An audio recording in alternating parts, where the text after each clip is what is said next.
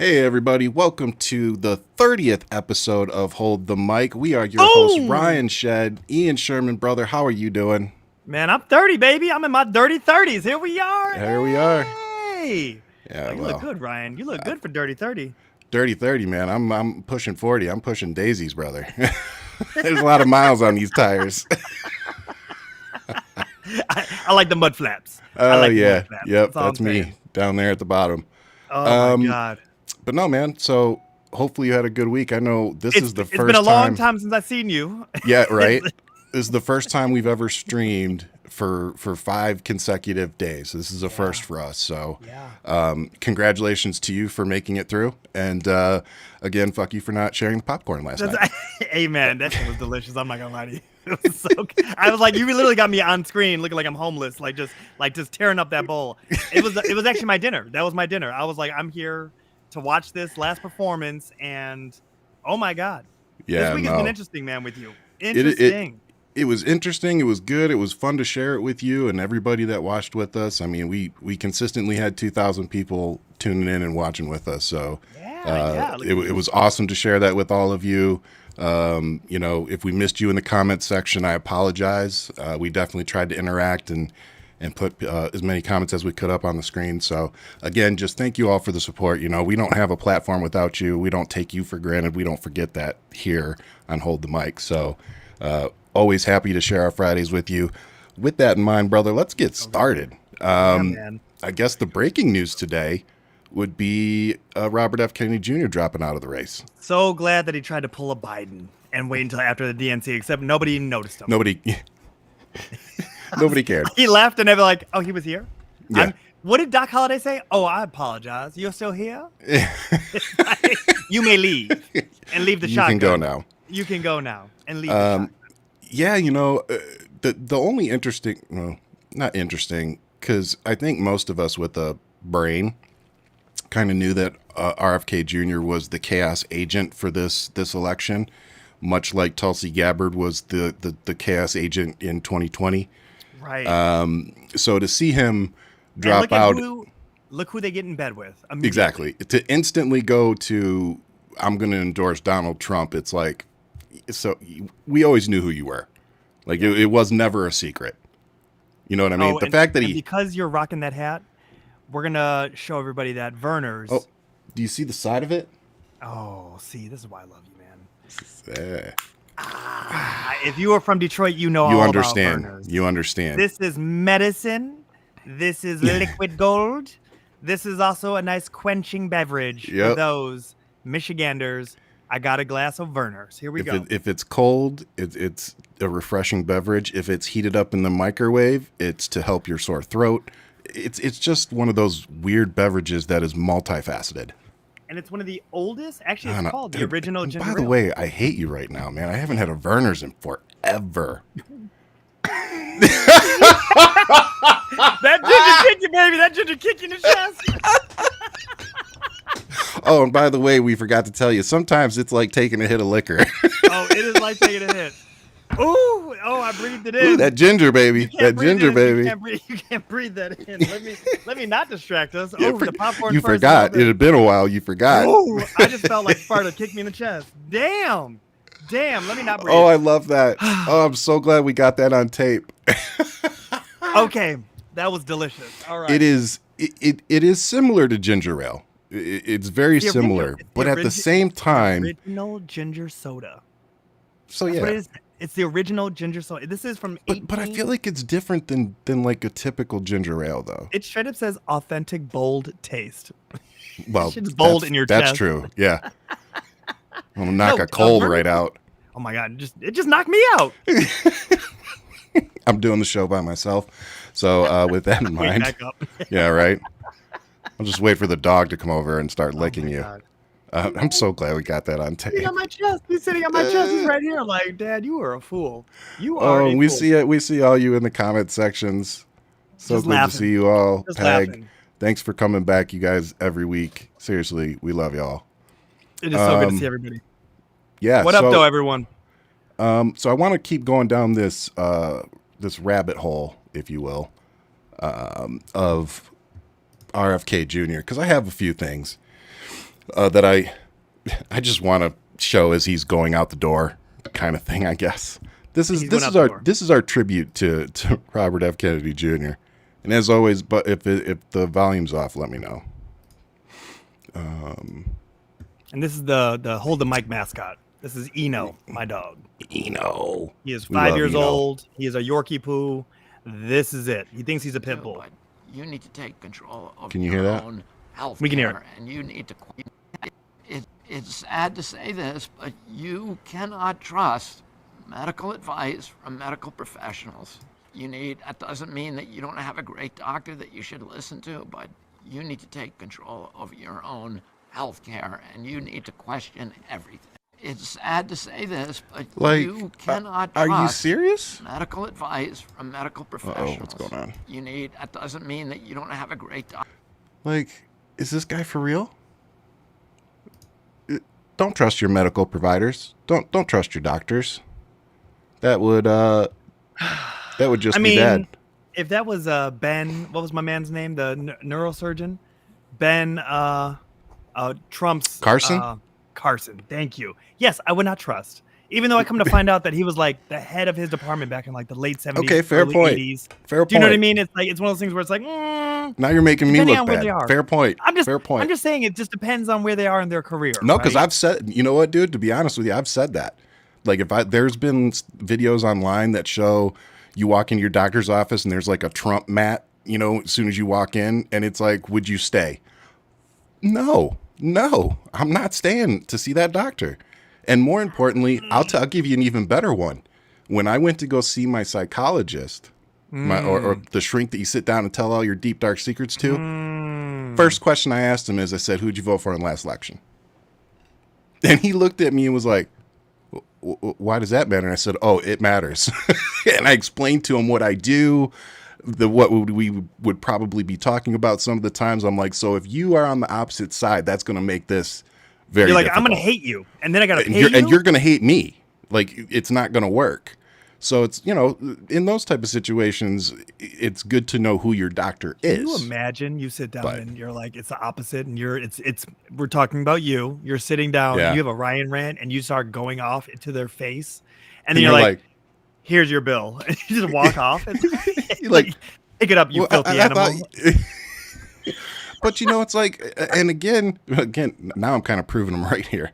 I was just watching something before we got on, and it was a young psychologist, I think in Florida, and she's been charged with like 4 felonies for. Oh, yeah. Did you see that one? The 15-year-old, at the hotel.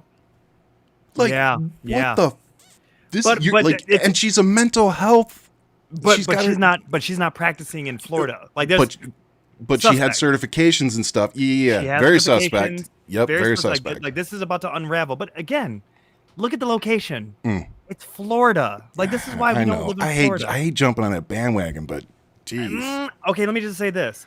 I lived in Florida, and I was like, get me the out of here. Okay, I went to school. I went through an accelerated program. I got my degree, and the first thing I did, right to New York, and I've never gone back. And I'm like, I am not interested. You know what the funny thing is? I was stationed there for about 4 months. I was stationed in Pensacola. And I loved like Fort Myers Beach, and I love that area. I really did. Sarasota but it's, all day. Yeah, Sarasota's not. I love the area. Like we used to, like when we got into our later phases and we could go out on the weekends and shit. We would go venture out pretty far and have a good time. Yeah. Like it was a good area if you Florida's just fun went to go have a good time. But to live, not raising my kid. See, yeah, and that's how I feel about New York.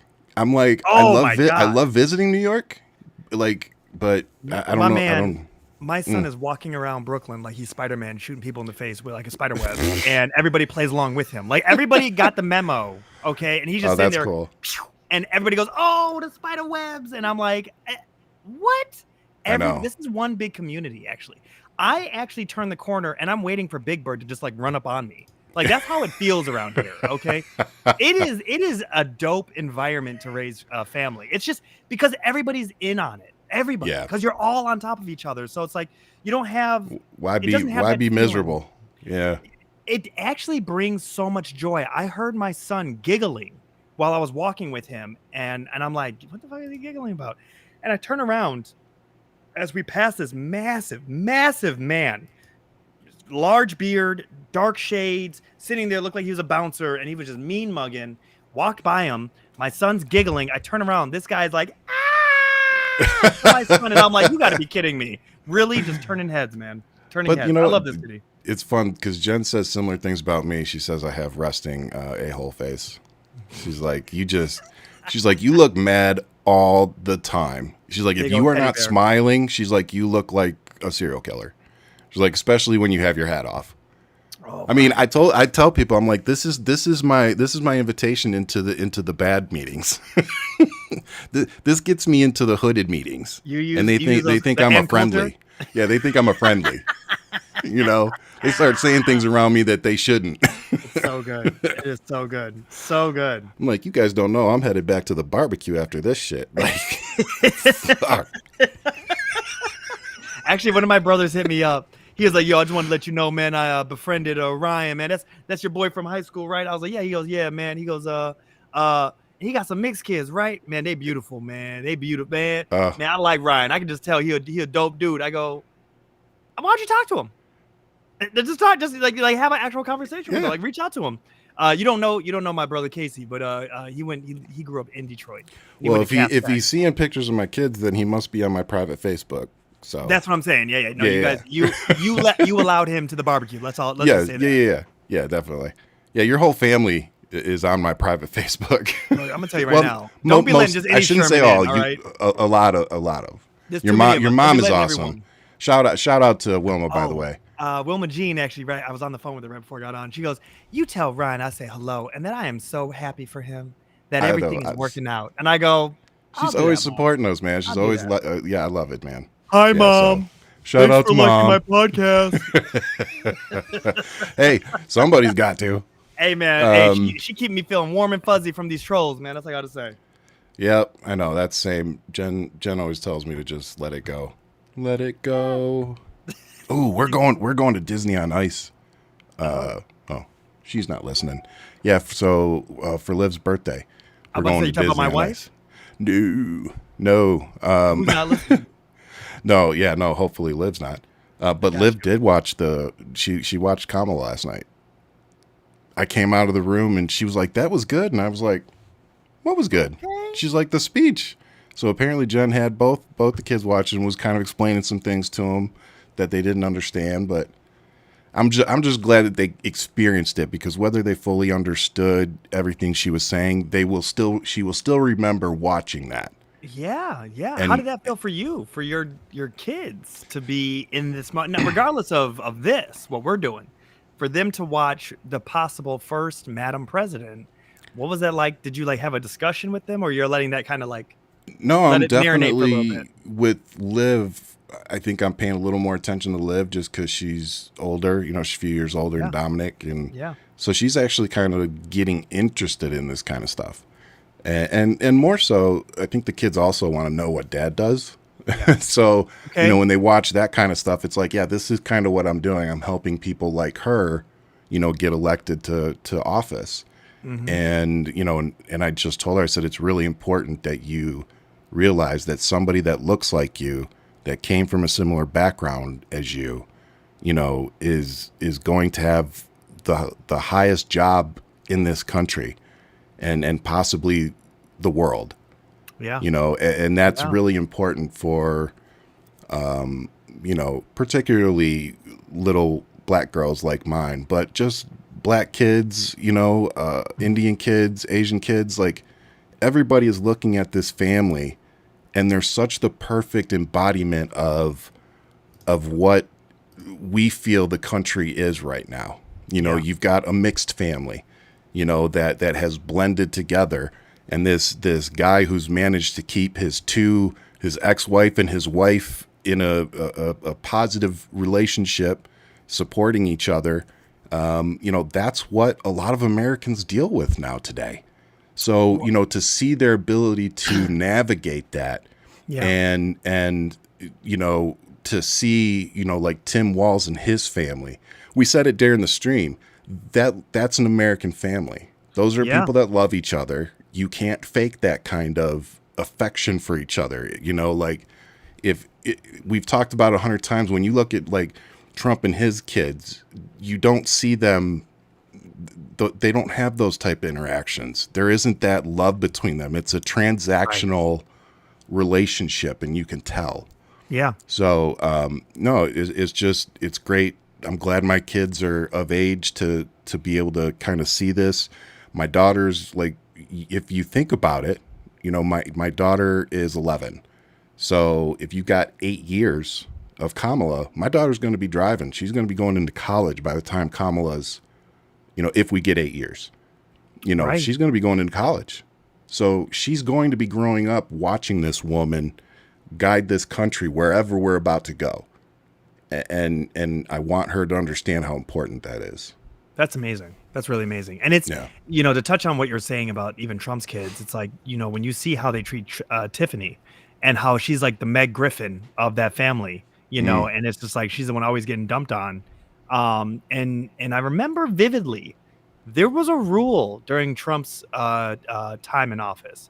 No one went after Byron. Barron? Barron. No one touched him.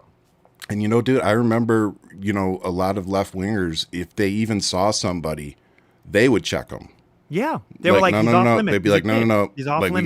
we got plenty of Trumps to go after. We don't need to go after the kid. But to see that people are going after a nominee's son like Gus, and then to find out about his conditioning, right? His is it neurodivergent? What is it? Do you know the term is? I gotta look this up. Yeah, I don't know the term off the top of my head. I gotta look up the term. No. I'm gonna look it up. But I'm well, sure while you're looking it up, I wanna actually, because I actually have that on my list. So let's just get to it. Okay.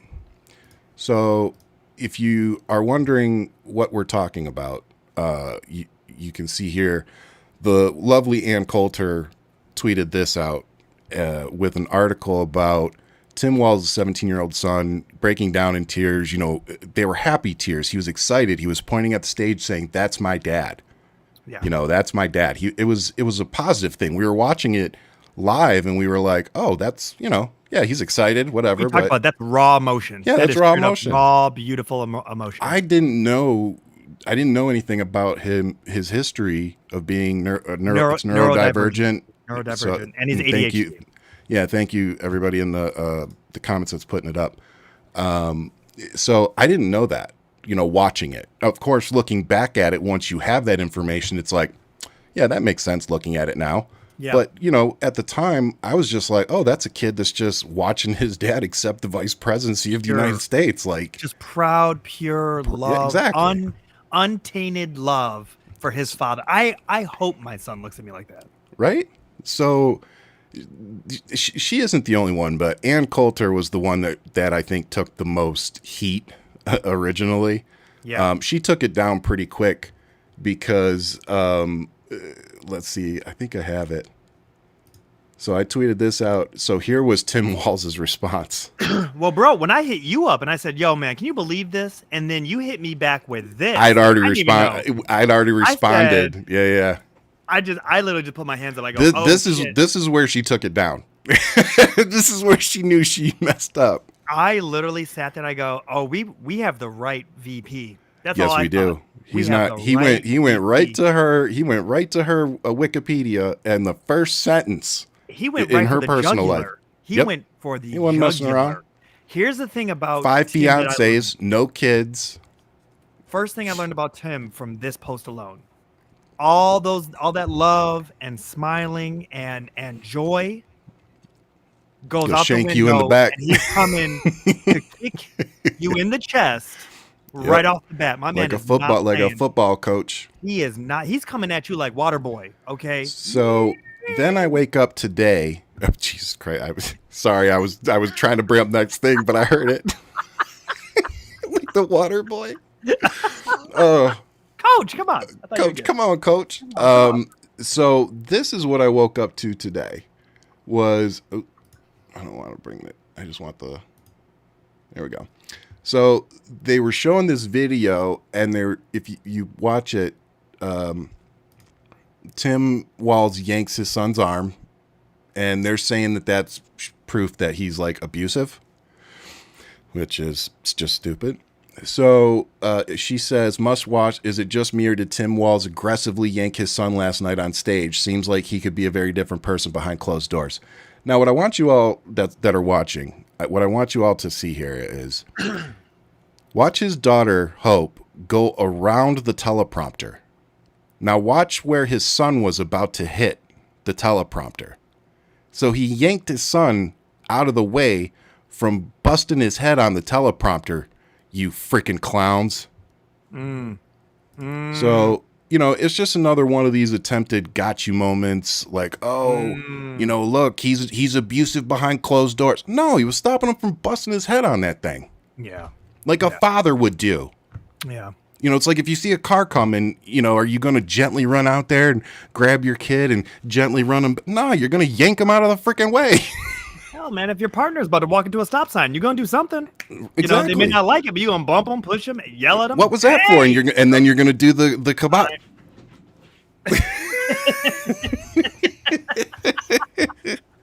So, you know, these it just shows how desperate they are. They don't have anything on this guy. He's too American. He's like everybody's dad, everybody's favorite uncle, all rolled into one, and they don't know what to do. So on one side, you've got, and you talked a lot. Sorry about my dogs, guys. It's storming, so they're freaking out. You talked a lot about Shapiro and the conversations that were likely being had between him and Kamala, and saying we're too alike. Our resumes are too similar. You know, we're almost the same person on paper. You need somebody that's going to be the opposite of that. And he's younger. He's like 10 years. Like he's in his 40s, and it's like he's got time. He has plenty of time, and he has plenty of ambition. He's like, I want that seat, and you can see and that. He's also, but he's also the way he's backing out and being selfless in the moment. I think that's going to pay dividends for him down the line. Everybody that is somebody, which we talked about, the backbench was on full display at this DNC, and the way Shapiro handled it, he said, "This is your time. I'm going to wait. Yep. Here's Pennsylvania. Pennsylvania, you better get behind this. This is what we are about." Yep. And here we go. You know, but it was interesting to hear him speak and to see how he talked about the current events of the mega party, because it's not Republican Party. We saw Republicans. They showed up to the DNC. I'm glad you said that. What I loved was Adam Kinzinger when he was. Yep. I know. I butcher his name. But what he was saying, he kept referring to himself as a conservative. And that really caught my attention as I was listening to the speech, because in the beginning, he kept saying conservative. Yeah. And then he started talking about my party, the Republican Party. But he really was just really more focused on the conservative values that you know, he believes in, and then tying that into why we need to vote for Kamala to protect those things. And it was a great speech. To see not just him, but several, you know, here, the mayor here from Mesa, Arizona, was there. He gave a great speech. So, you know, you're seeing prominent Republicans coming out and saying, look, we need to put Trump on, you know, in the retirement home or wherever for good. And the way we're going to do that is we're going to vote for Kamala Harris. Yeah. Now, the Republican Party, if you're smart, what you're going to do is you're going to take this loss and you're going to learn from it, and you're going to come back with a younger, more viable candidate that isn't filled with fraud and, you know, sexual abuse charges and all sorts of felonies. Like, just find somebody better. You know what I mean? Find somebody that represents you better. The fact that they doubled down on JD Vance and they thought that, I mean, look, we're talking about post being shot at, you know, Trump. Maybe PTSD, maybe whatever. I don't know. It's almost like it doesn't even exist anymore that he got shot at. Like, no one's even running with that talking point. And it's one of those things where now he has buyer's remorse for picking this guy because his son Donald Jr. Really pushed for this. And then you watch footage of JD trying to connect with everyday people, and it's not working. Did you see him at the deli or this diner? Try to talk to the cooks and the staff. There was nobody. Yeah, like they're like, oh, I am JD okay, Vance. you're gonna. I'm running for vice president. So how long have you worked here for? Like he doesn't even know how to be a human, at all. And it's interesting to see, and I don't think this is doctored footage.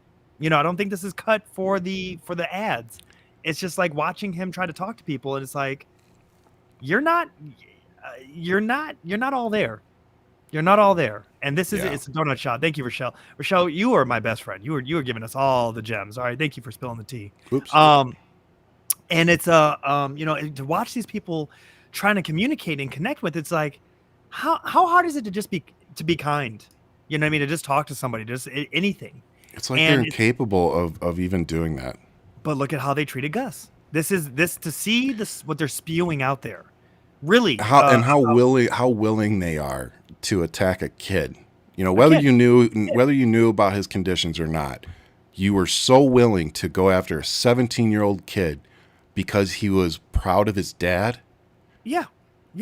And honestly, I would pick Gus over that bitch Kyle Rittenhouse for all those tears that he cried in stand, while he was sitting there in front of the courthouse.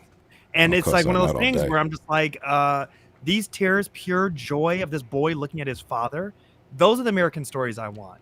Not some punk ass sitting in a courtroom trying to defend himself, crying like a little bitch. I don't want that.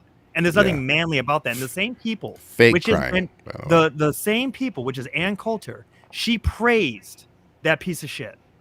Praised him in those tears. Talk about next president energy, whatever. It's the same. Somebody told him to stop filming her. That's beautiful. That like, I don't want to be part of your propaganda, whatever. No. Like, my thing is, like, you've sent me this too, is you watch somebody like Obama walk into a restaurant. Granted, some of them are definitely like vetted and things like that. But there's been times where Obama's walked into places totally unplanned, and you see how everybody responds to him. Yep. And even if you aren't a fan of his, the one thing I've always recognized is that people usually at least respect him. You know what I'm saying? Like, they're not sitting there screaming at him, calling him names and stuff like that. They at least respect him because I think most people realize, none of us agree with everything he did and everything the party did, but all in all, in terms of presidents, he wasn't bad.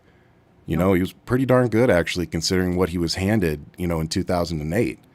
People don't really realize how this works. You're taking over. I really feel like that, man. I really agree. I literally wrote to somebody, I go, it's interesting talking to you because the big talking point, which I want everybody in the show to understand and listen to, they're saying, okay, Kamala Harris is running for president, talking about all these issues that are happening, but she's been in office this entire time. So she's running against her own problems. And I'm like, that's not how government works. It's not. He doesn't just pass laws. And that's the reason why we're talking about the border and the fact that bill. Do I know this person?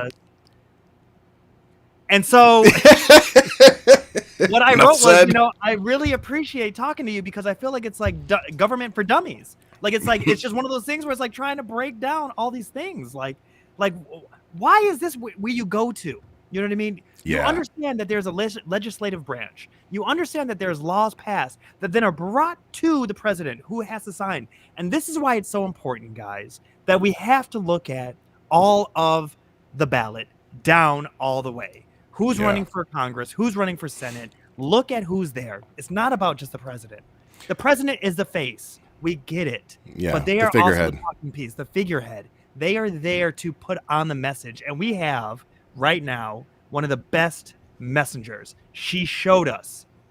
Ryan, I honestly have to say this.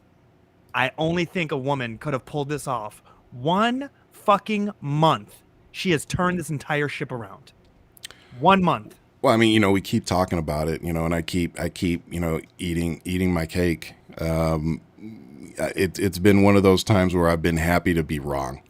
I really didn't think the Biden administration or the party had set her up for success. And the way it all played out and just the way it all fell together, it just ended up feeling like, you know what, this was meant to be. This is how it was just supposed to go down. Yeah. For not just for us as Americans, but for us to win this. Like, they played this perfectly, and that cannot be overstated. They played the Republican Party perfectly. They played. And They played them. And the DNC convention again. I want to give them their flowers because it was such a good convention from day 1 to day 4. The messaging for each night was very clear. I love the fact that the first night was really geared towards, yes, introducing Kamala as the next, as the nominee, but also giving Joe Biden his respect, his due, and our thanks for, like Obama said in his speech, it's not easy for a man to walk away from power and their own ambitions for the better of, the group, which is us Americans. Yeah. And that's exactly what Joe Biden did. So I think most anybody would understand that had to be kind of tough to walk away from. It would, yes, to walk away from power. Let's just say power. To walk away from power, that level of power. And at the same time, though, we've already talked about it. He will not see in his lifetime the amount of actual work being infrastructure and change that he has brought to this country. Yeah, he won't witness the benefits of his legislation. The fruits of his labor. Not to the full extent. He's seeing the things turn around right now where we're looking at the GDP being great. We're looking at the market being great. We understand that people are having a hard time, but he's seeing that at least the ship could be passed to the right hands to take it and keep going with it. But to actually see the changes that he has helped to implement and install. The thing that I thought was so beautiful, Ryan, was the 4 nights with you. Every night was so different. Yes. The joy of the first night. This is a party. Come on in. This is where everybody's, welcome. Everybody's Democrats, welcome. Do this, and we love you, Joe. Goodbye. Second night, Obama's, and wait. Hillary was the first night. Hillary came correct with receipts. Yep. She killed and it. Jasmine Crockett. Jasmine was Crockett. good. Oh, we're talking about the heavy hitters. Yeah. When I say that, no, Jasmine is. I'm not. No, you're right. That's fair. No, you're right. When I That's say fair. who stole that night, and I said it that night, Hillary stole the night. Yeah, because she had a lot to say, and she really. I mean, that's a speech that I really actually think I'm going to go back and rewatch because of the history there. And she did it without. She did it without saying, "I told you so," or lock him up. Yeah, which we were. I wanted it. I wanted it. I really did. But you know what? Thinking back to it now, it's good that she didn't. No, because she's the adult in the room. Yeah, she knows how to handle the moment. You know what I mean? But then to go to the second night, and here's the Obamas, and you have Michelle, who gave us the verbal ass whooping that America needed. I said during the show, I was like, I feel like I'm getting berated by my mother, but in a good way. And I literally was like, stop sharing your fantasies. You're like, no, I mean, but I still feel that way. Right. It was like she was just out here telling us what we all needed to hear. And it needed to come from somebody who didn't have anything to lose politically, 100%. That we knew was just coming out there to be like, look, guys, this is how it is. And this is what we need to do.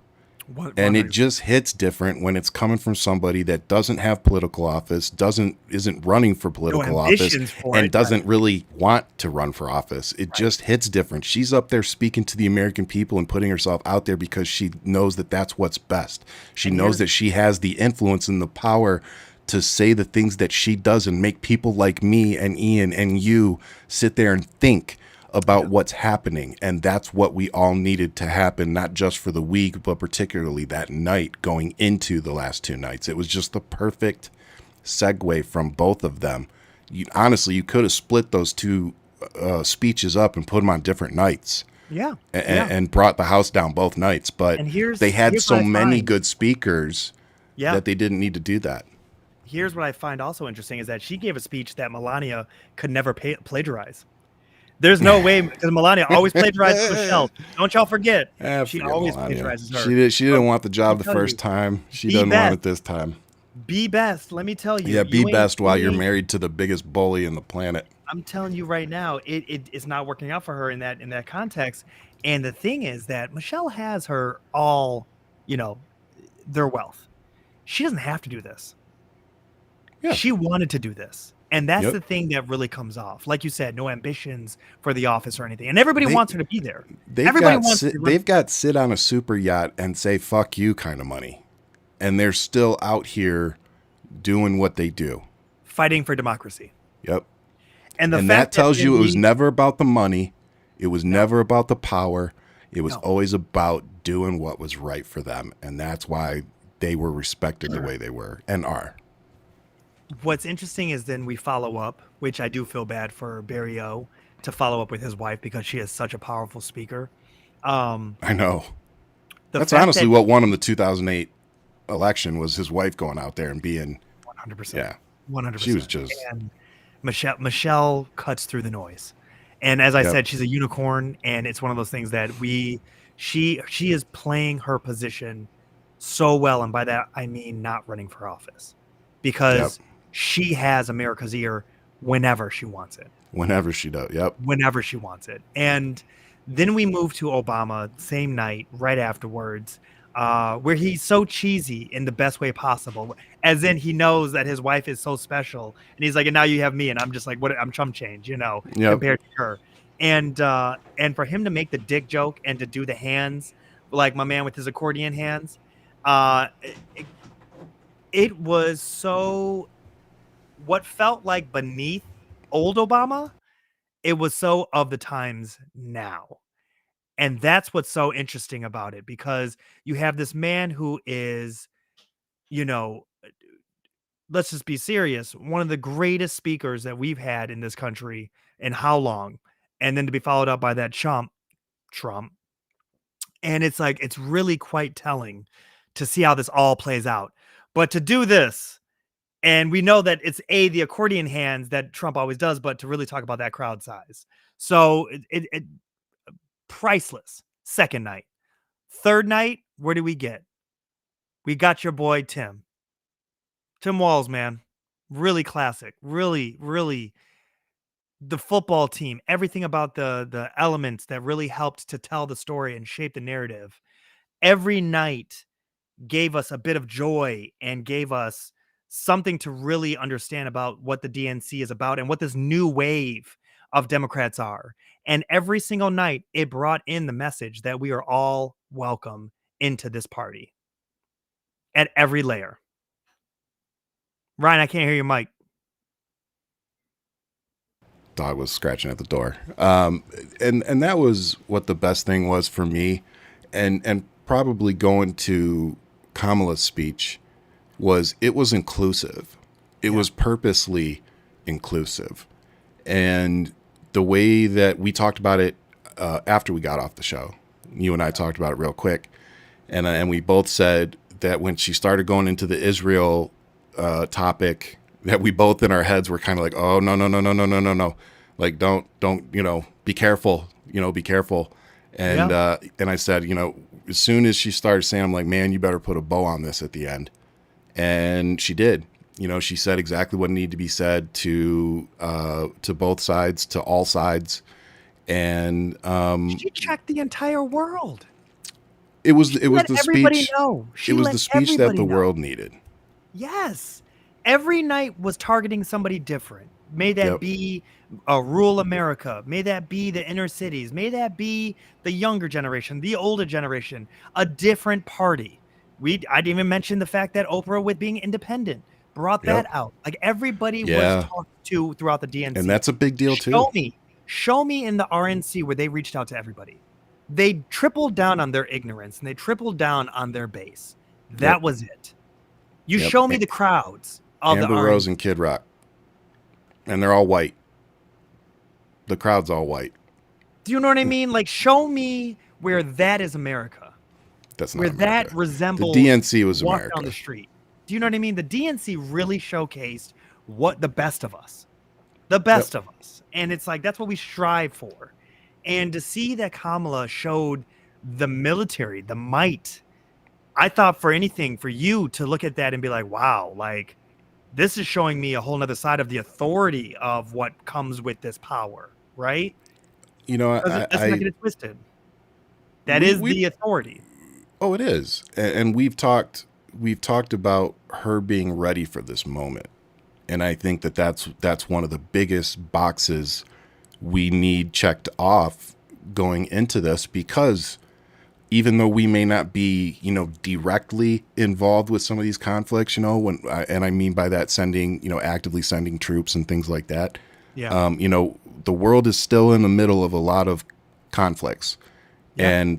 And when that is happening, there's always potential for something to happen that might draw us into these conflicts. And Absolutely. if that happens, we want to know that we're going to have a commander-in-chief that is able to handle the moment and handle it without, flying off the handle or doing something stupid. No. And I think it's a no-brainer if you're going to hold up somebody like Kamala Harris and somebody like Donald Trump. Like, I fully trust and have faith that Kamala Harris would be able to do that job and make the decisions necessary. Because another thing that we kept pointing out and we'll keep pointing out is, just like with Joe Biden didn't accomplish all of this on his own. He had an administration, so that's always important to remember. Kamala Harris is going to surround herself with probably a lot of the people that are already there. The turnover, I don't think the turnover is going to be huge, but we'll see. But my point being that if something does kick off, God forbid, and we get directly involved, she's going to have all of her advisors, national security team. She's going to have everything at her disposal. She's not going to be making these decisions on her own or without all the information, and we already know that Donald Trump didn't like getting briefings like on things like national security. He was too busy on social media. This bitch literally was getting everything written to him in crayon. Okay, if it wasn't pop-up storybooks, he wasn't paying attention to it. And let's just be serious. I went back and looked at some footage of him during the COVID crisis at the beginning.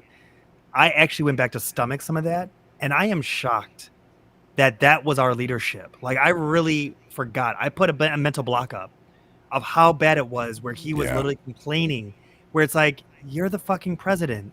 You decide how we handle things. Yeah. What are you bitching about right now? What are you tweeting for? Get in the fucking office, make some phone calls, get some shit going. Like, what is going on right now? Why are you golfing? What is happening? Yeah. And the biggest problem, was insane to me. And I think with Trump, the biggest problem was he never really was good at making deals. No. I think he had a bunch of people around him that made him think he was good at making deals, but I don't think he was. So when it came time for him to get on the phone and actually, build relationships with foreign leaders and make deals, he thought he was just going to walk in and throw his little tiny dick on the table and they were just all going to, part the way and give him everything he wanted. And when he did that and found out that, most of the women had bigger peckers than he didn't know what to do. So that's literally how I viewed it. It was just kind of like, this dude can't build a relationship with anybody. Like, he's incapable. When you have 6-7 world leaders all standing around at a G, I think it was like a G20 summit or something like that, or UN, whatever it was, and they're all standing out there, and Trudeau of Canada is making them all laugh because of how absolutely ridiculous the president of the United States actions were. Yeah. Like, that is embarrassing. Yeah. Yeah. Like, and what was the other one? NATO, where he got laughed at? He got laughed Yeah, at. he's giving a speech at NATO. They're literally laughing at this man. And he's like, didn't expect that. No, you don't, because you don't know what people actually think of you. Yeah. And that's the problem. You are a laughing stock, and he is incapable of taking that in. Like, even now, they're saying he's starting to understand that he might not win. I don't think he's capable of that. I think he still thinks he can win. I mean, look, I'm first going to say, yes, there's a chance he can win. Absolutely. There's enough people here. There's still a chance. There's a chance. And we need to make sure that doesn't happen. That's the only reality. Because of the Electoral College, though. I don't think he has a chance of winning the popular vote. I never crossed my mind, Ryan. I know.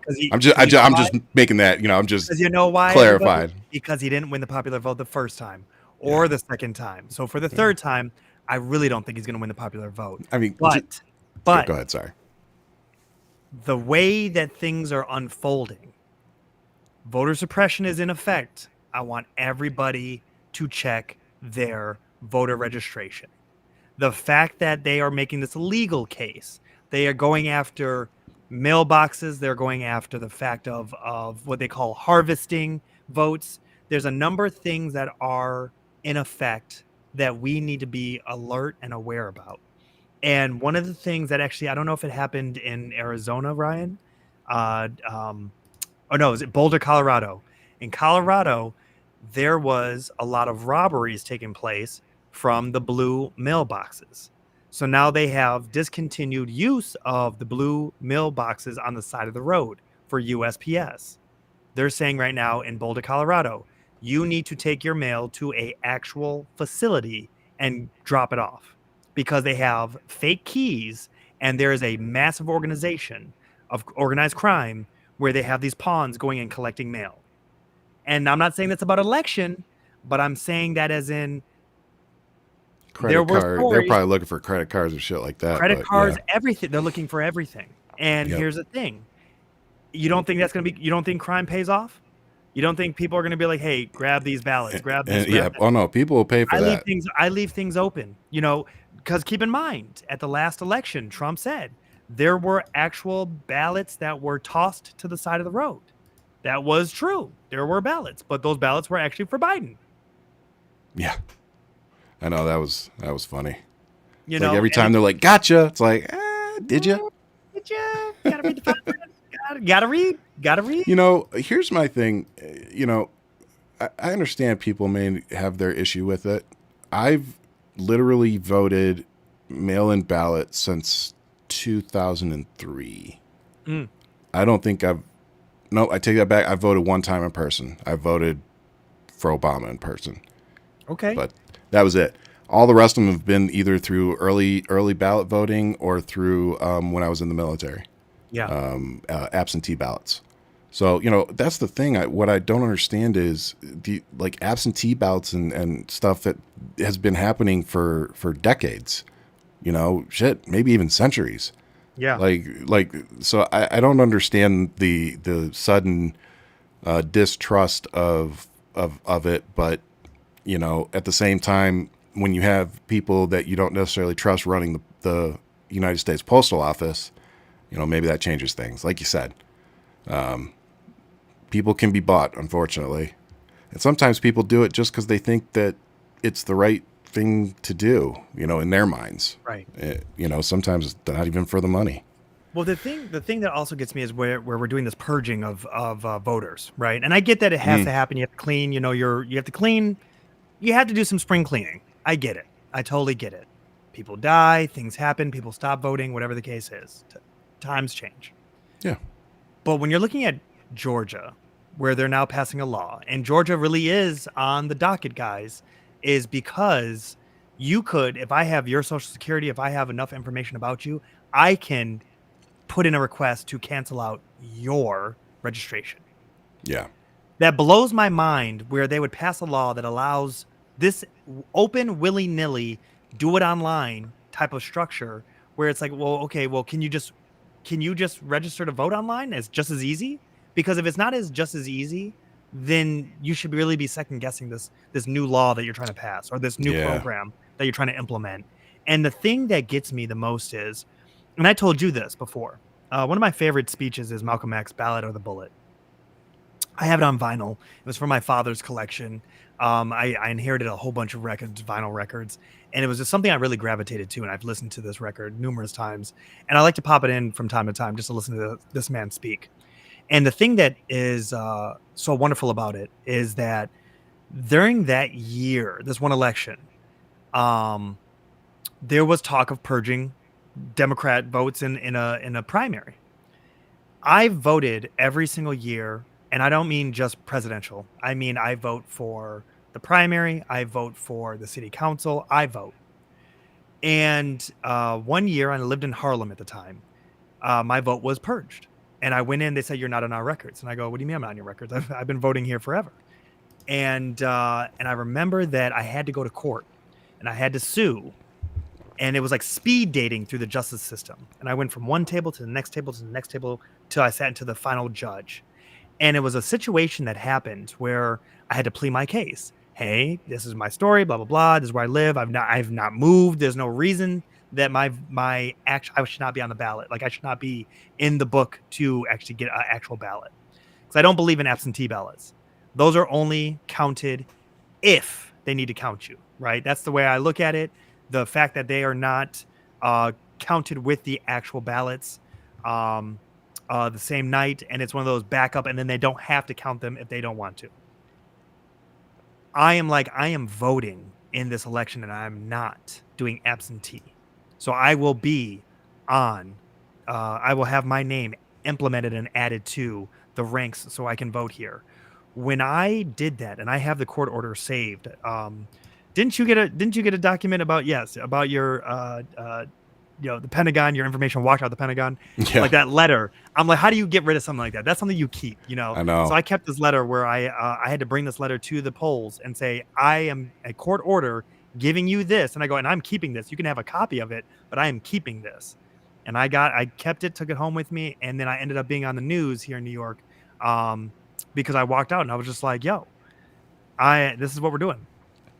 Yeah. This is what we're doing. But you got to go those extra steps. You got to take those extra steps. Yeah. Point being, make sure you go check your registration. You can go to vote.org and verify that you are registered to vote, that you're on the right party, all that good stuff. So go make sure you're good to go before November 5th at vote.org. Check your registration and check your friends. Make sure they're voting, they're registered to vote. And if they're not, send them to vote.org. Tell them to register to vote. 100%. Because if you aren't, here's my thing. If you aren't participating in democracy, if you aren't voting, I don't want to hear you complaining about anything. Right. Because you didn't even care enough to show up to vote for somebody that you think, whether it's the person that I think it should be, you didn't even care enough to show up and vote for who you think is the best person for the job. You just want to complain. Yeah. So if you don't vote, shut up. Did you just give us a Biden to whisper?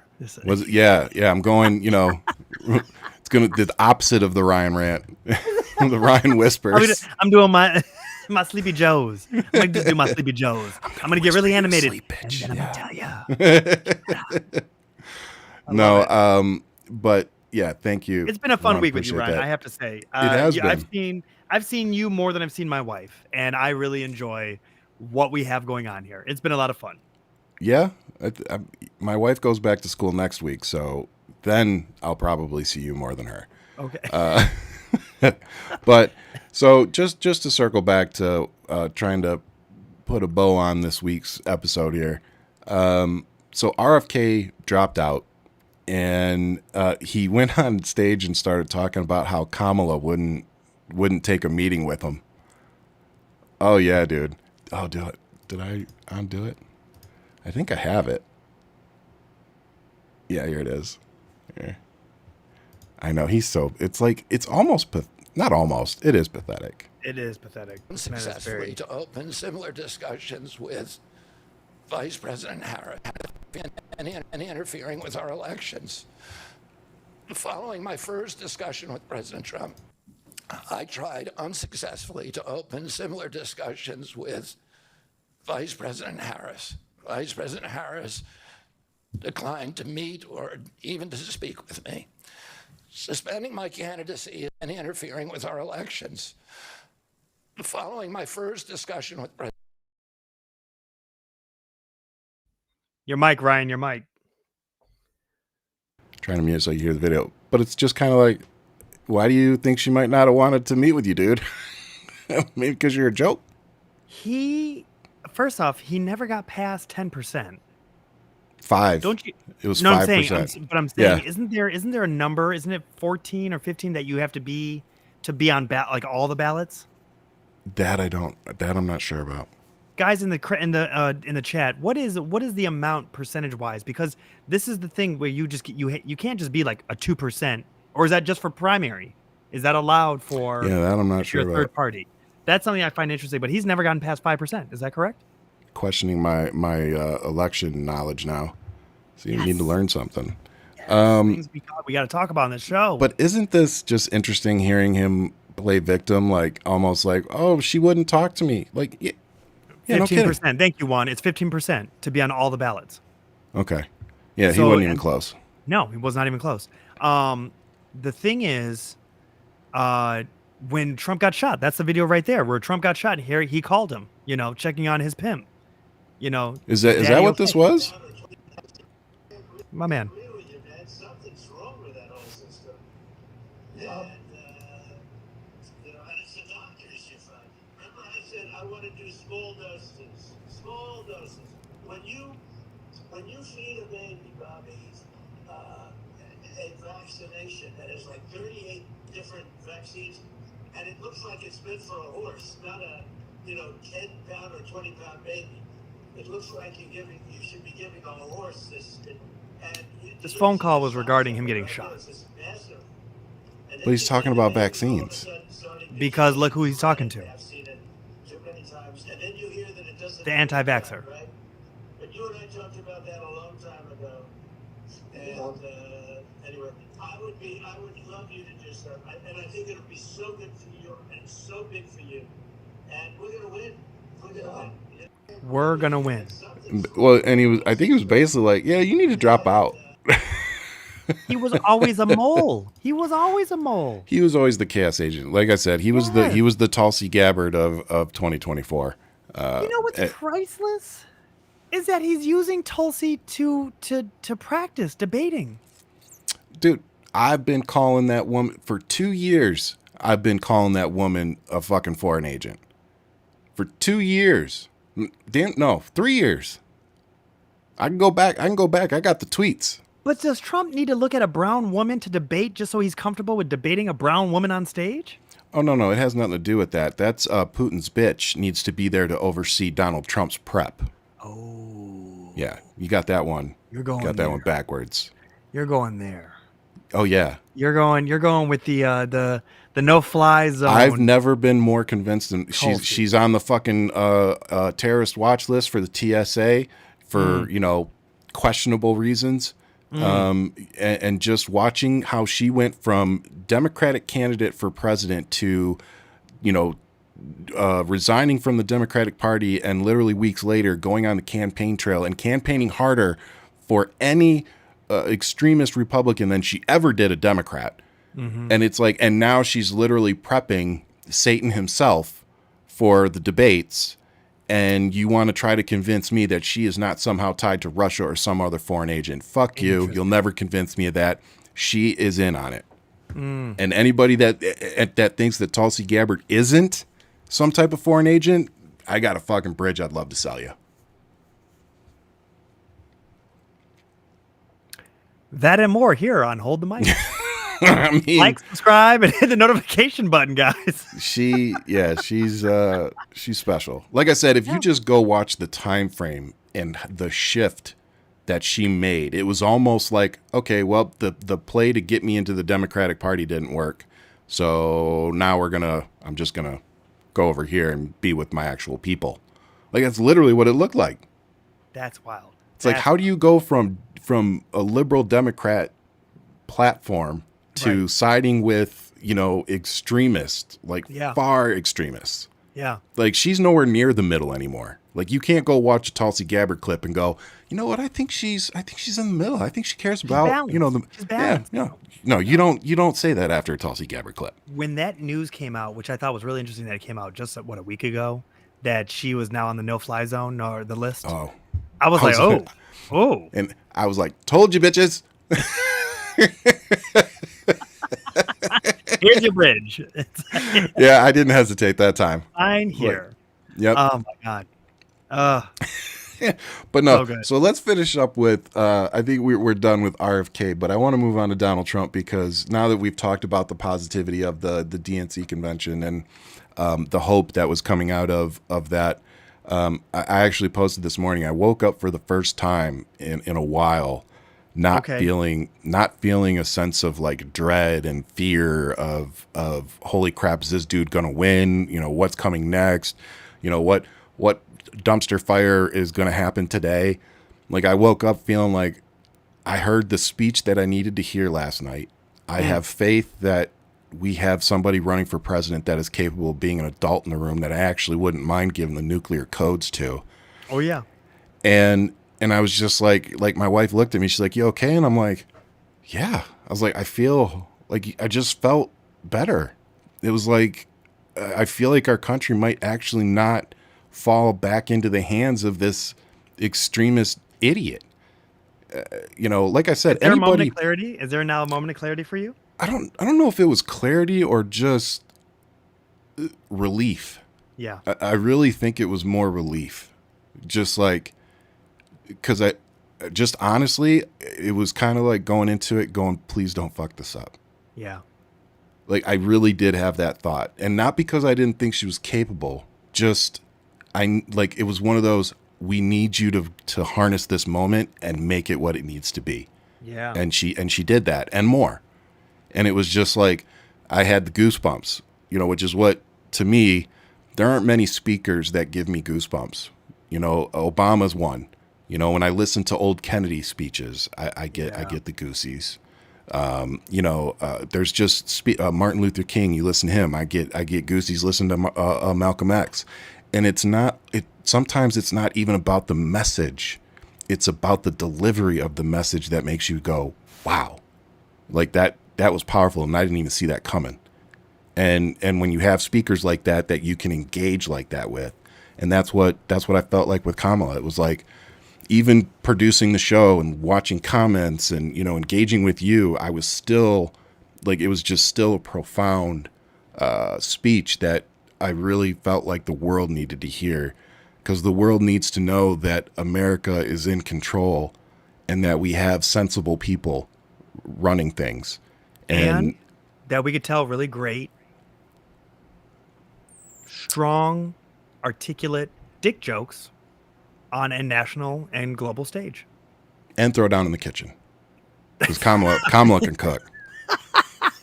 And thank God for Tim Walz, because this sounds like, have you seen the video where they're talking about him making tuna? And she's like, that's okay. She's like, do you put some seasoning? He's like, no. And she's like, oh. It's like the black mom that turns around and walks away like, oh no. You already know. But so I wanted to talk about a few things about Donald Trump. First, I wanted to point out, since they all want to talk about underage kids and their actions, I want to talk about Donald Trump for a second. Okay. What the fuck is this? What has happened to this? This is not doctored. This is the honest picture. See, this is what happens when natural light hits Donald Trump. He starts to fucking melt. Do you see this? I swear to God, Blade's about to come out. Bro, I'm waiting for Wesley Snipes to walk in the back of the picture and just put one right through his back. Stop it. Look, my man is not doing okay. He's not okay. He's not. But I mean, here's my thing. Like, they don't like drag queens, but yet they worship one. First off, this bitch took he's all got their more makeup on it. He looks like he's melting like a drag queen out in heat. He has more makeup than RuPaul. That is correct. And I will say this, he does not wear drag queen, but no fun. The drag queen without the fun. Less talent, less fun. Yeah, zero talent, no fun. Yeah. That is correct. That is correct. He looks like, like I said, these people, this is the dude that wants to come out and bully people about their looks, about how they act. Like, when you say he looks better than Kamala, get the fuck out. Like, hey, I said this to you. When they're on stage together, it's not going to look good. First off, black don't crack. Most people don't know how old Kamala is, and they don't put her where she is. Man, she is like... She's 60. I'm going to say her and her sister. They look like they stopped aging in their 30s and 40s, man. But that's like my wife. My wife, yes, she goes to college. They think she's one of them. One of the students? When they found out she was fucking 45, they were like, what? She's like, good. Yeah, I've got 2 kids. It's like, so good. They didn't have a clue. She's like, I have real problems. In my life. And then, her real problem is being married to a dude that's aging like Winston Churchill. That's her freaking problem. I told you. Stands next to me, and they're Kamala, like, is that your dad? And you're Tim Walz. That's how this is working out between us, all right? We are damn near the same age. Oh my God! They never think she's my wife. They're just like, you look like 20 years older than her. It's like, and if I don't dye the beard, it's even worse. I look like I'm 50. Somebody said I was 50 the other day. I was like, 50. You guys are like Benjamin Button at the beginning of the movie, huh? That's what's happening right now? Yeah. I'm going backwards. Or she's going backwards. You're just at that right age where you're the old man and she's young. Yeah, right now, we're just at the perfect crossing point. I see you as like an old man Logan. You know, you got that Hugh Jackman old man Logan look. Dude. They always think she married an older man. They never think that she's actually 5 years older than You me. should just lean in and be like, it was for the money. I mess with people, man. Because look, you ain't changing minds. You know what I mean? People are gonna think whatever they're gonna think. Oh, by the way, did you see the Breakfast Club, and they had Bill Burr on? Oh yeah. And Charlemagne the God said, "So you're married to a black woman, right?" He's like, "So how did that happen?" And like everybody at the table was kind of like, "Did you really just ask that?" Mm-hmm. You know, and of course, Bill Burr being Bill Burr, you know, he responded perfectly and made a joke out of it. But it was just kind of like, really, dude? And they've been together for a long time. Yep. Like, I love the Bill best Burr. video I have of her is at the UFC when Donald Trump goes walking past her and she's like, they were so mad too. Like everybody lost their shit. I was like, so good. It's so good. Yeah. Yep. Bill Burr too, that somebody was like, well, you know, you going to say something? He's like, no. He's like, what am I going to tell my wife? No, don't do that. Oh my God. I don't need to say nothing. I don't need to say nothing. So it's just, this dude's melting. He's literally melting down. Well, did you hear hear him yesterday after Kamala? Oh, hang on. I got videos. Oh, we're going into but all of his tweeting or whatever. I don't know what he's using. I don't know if he's doing truths or tweets or whatever now. But they said that he did 47 social truth, whatever he does. Well, he's posting on Twitter again too. But he did apparently 47, which that would be, this is the next president, right? 47 is the next president. Yeah. So this was his little sly way of trying to do that. But he posted 47 times, all of it incoherent BS. And then what we get into, but he just seems like he's really tail spinning. Oh, he is. And before we I want to put this one up. Despite all the things he said about reporting that RFK Jr is getting ready to endorse you, what does he bring to you? What have your conversations been like? What role would he have either with your campaign or in your administration? Well, I don't want to get too much into it because you're telling me something I don't know, other than I've always been friendly with him. I've had a lot of respect for him. I think he respects me. We've had a good relationship for a long time. If he were going to endorse me, I would consider it a great honor. I think we're leading now in the polls. We're leading in the swing states. We're leading in the polls. A couple of great polls came out just now. But I would love to have his endorsement. That'd be a great honor. That's despite all the things he said about vaccine, 9/11, conspiracies. Does that reflect on you if you put him in your administration? No, it doesn't mean administration, but certainly having his endorsement, because things that he agrees on, I also agree on. You know, there are many things that are perhaps the opposite of what you're saying, but he's a respected guy. He's done a good job. And I think he likes the job that we're doing in so many different ways. But if he endorsed me, I'd be very honored. Reporting that RFK Jr is getting ready to endorse. Wow. Your mic. And every time I do it, I'm like, I'm going to remember to turn it back on. You're that teacher at Zoom, man. That's what's happening now. Every time. Every time. So I'm just going to leave it on. Yeah. So what he was here in Arizona, and they were down at the border, and my in-laws and Jen and I used to live in Cochise County. This is Cochise County, Arizona Sheriff Mark Daniels kissing Donald Trump's ass. You notice there was like nobody down there for this, by the way. Like they were taking photos and videos, and you see there's just nobody down there except for like basically the people they took down there. It just looks like everything that even JD Vance. It's like no one's, the gig is Nobody up, cares. Man. Nobody cares. Hope is But commitment. This is When President Trump was president, I was at the White House more than you can think of. He was always there for us.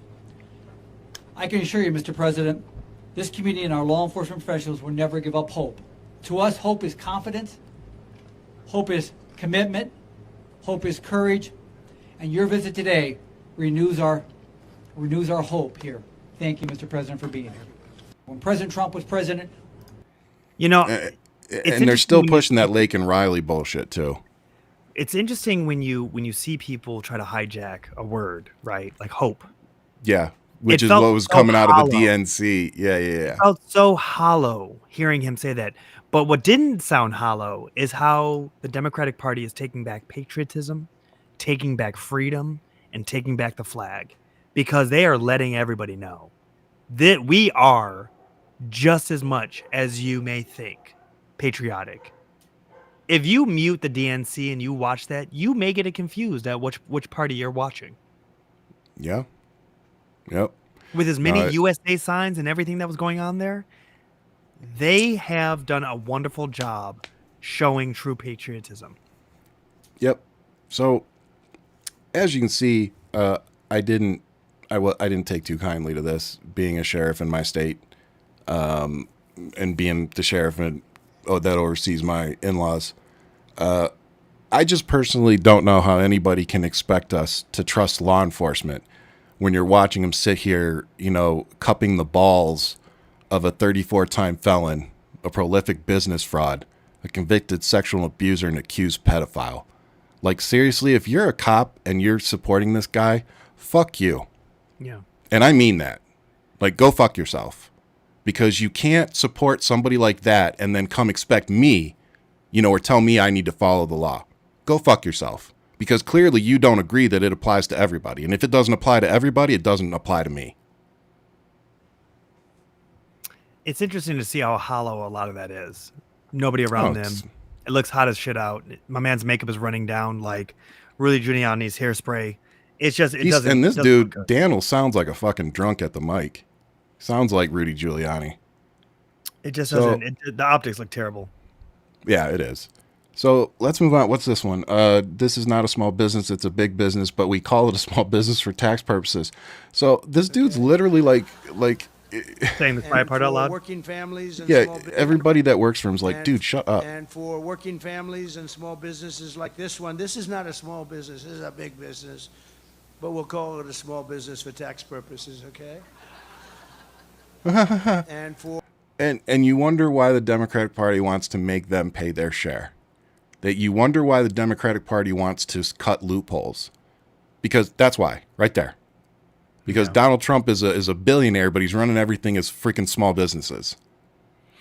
So, again, and you guys you're like, oh, he's just being smart. No, he's screwing the system. And you guys are allowing him to do it because you're too busy kissing up to him. Well, I'm going to push back on you on that. He's not cheating the system. He is playing the system. And that's why I said cut the loopholes. Exactly. But that's the thing that we need to do as the middle class. But that's what I'm saying. The Republicans don't want that. No. They see what he's doing and they celebrate it. They're like, "Oh, you're so smart." And they want to be a part of it. They want to be a part of it. They want to get rich. They want to do the exact same thing. I know for a fact there are people I've had in my life that were freaking tax cheats. Like, they literally told me. And every damn one, like, just the ones that I know, every single one of them was a freaking conservative. It comes off. It comes off really as a pyramid scheme. It really does. Mm-hmm. I think that's Trump. Yeah. I think his whole organization really is a big pyramid scheme. Have you seen how he's paying? How he's spending his money right now for the ads and everything? And no, but I heard he was like spending pennies compared to Harris. Harris got $500 million for July, and he got 50.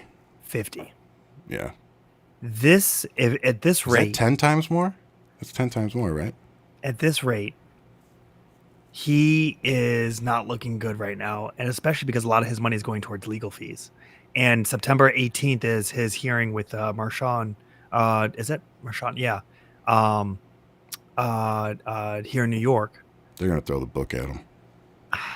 And then Chutkin, which we've talked about, DC, J6, all that goes down as a hearing, which takes place late September into October, which I told you, this is coming up. It's going to butt up right to the election. So he's going to have to do debates and all this other stuff. And then all this information is going to be coming out and it's going to be put on the center stage. Kamala's barely going to have to campaign. The last 2 months are going to be. She just has to do two interviews and a couple of debates and call it a day. That's it. Yep.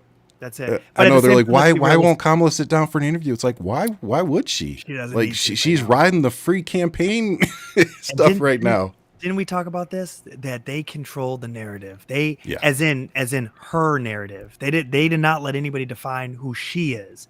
She had the space to do what she needed to do, and as I said it, only a woman could have pulled this off in 30 days. Turn this entire ship around. It's amazing. This is historic in its own sense, regardless of whatever talked about happened. her family, how beautiful. Sorry. No, I like the way you cut me off. It's great. Yeah, no, I didn't mean to do that. Sorry. I thought it was muted. Oscars use music. You give me. Sorry. No, I was putting this up because it was a good segue, because this is, and before you watch this, I'm going to tell you what it is before you watch him say the stupid comment. So if you didn't watch the DNC speech, you might not have understood what was happening. So Kamala comes out, everybody's freaking out for a solid, I don't know, 4 minutes, maybe 3 minutes. Like they were clapping for a while, and she was saying, thank you. You know, she kept saying thank you, trying to get everybody to, you know, calm down like every candidate does when people won't stop clapping. So this is what Donald Trump's interpretation of that moment was. Cisco was, and she mentioned thank you about 50 times. Did you see the beginning? Thank you, thank you, thank you, thank you, thank you, thank you, thank you, thank you, thank you, thank you, thank you. I said, what the hell is wrong with her? But then she recovered. She did much better. But she didn't tell anything. She didn't say anything. She talked about her family, how beautiful San Francisco was, and she mentioned thank you. Ryan, give me a little quick rundown. Who the hell is he talking to, and what is this a little event for him? Because it sounds like 7 people in the back, and they all sound like they're paid employees. Yeah, this was in Vegas. I'm not exactly sure where At it was. a Trump but hotel? What is this? A Trump lobby? probably. It's probably the only place he could go. Because, oh, by the way, while he was in Arizona, it would have been nice if, you know, the Cochise County Sheriff could have asked him, hey, would you mind coughing up the $84,000 that you owe the city of Tucson while you're in Arizona? No? Okay. That's why he can't have any campaign rallies in Tucson, because they won't give him any permits because he owes us $84,000. Just in case you didn't know that. You can Google that if you think I'm incorrect. No, that's that man's MO. Not paying the bill. Not paying the bill.